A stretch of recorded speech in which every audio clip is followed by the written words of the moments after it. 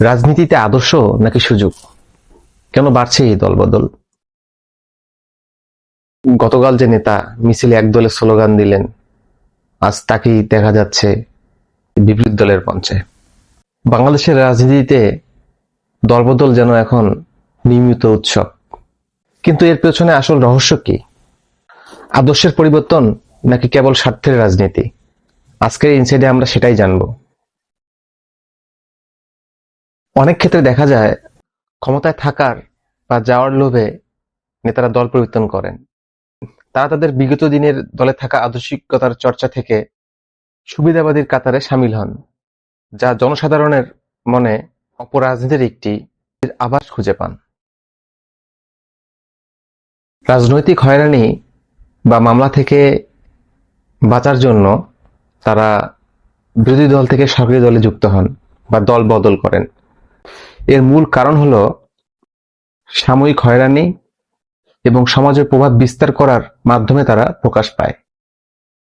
কিন্তু আমরা অতীত থেকে জানতে পারি বা আমাদের ইতিহাস বলে যে যারা এরকম সুবিধাবাদী বিগত দলের রাজনৈতিক চর্চা থেকে বেরিয়ে নতুন দল যুক্ত হয়, তারা তাদের প্রভাব বেশি দিন বিস্তার করতে পারে না বা তাদের রাজনৈতিক ক্যারিয়ারে দীর্ঘস্থায়ী হয় না।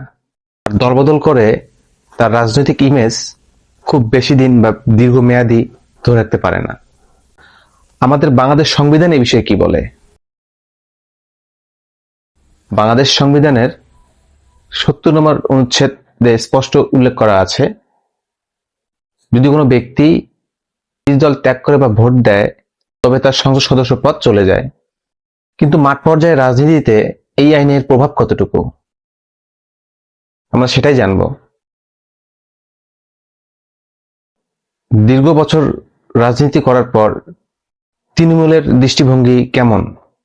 রাজনীতির এই দলবদলের কারণে দীর্ঘদিনের ত্যাগী কর্মীরা বা দীর্ঘদিনের তৃণমূল কর্মীরা তাদের সঠিক পথ থেকে বঞ্চিত হয়। এতে করে ত্যাগী কর্মীদের বিপরীতে সুবিধাবাদীরাই জায়গা করে নেয়। আগামীতে দলের ভারসাম্য রক্ষার জন্য অনেক ত্যাগী কর্মীরা নিজ থেকে দল থেকে সরে আসে, নতুবা পদত্যাগ করে।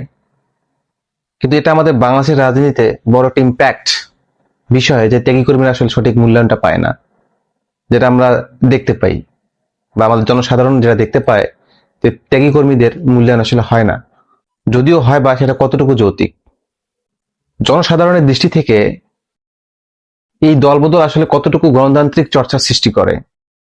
এটি গণতন্ত্রকে শক্তিশালী করছে নাকি রাজনীতির সংস্কৃতিকে ধ্বংসের দিকে নিয়ে যাচ্ছে?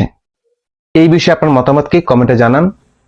আমি এস সুমন, ইন্ডিপেন্ডেন্ট জার্নালিস্ট এবং আইনি বিশ্লেষণ শিক্ষার্থী হিসেবে কাজ করছি। দেখা হচ্ছে পরবর্তী ইনসাইটে। ভালো থাকুন, সুস্থ থাকুন, নিরাপদে থাকুন। আল্লাহ হাফেজ।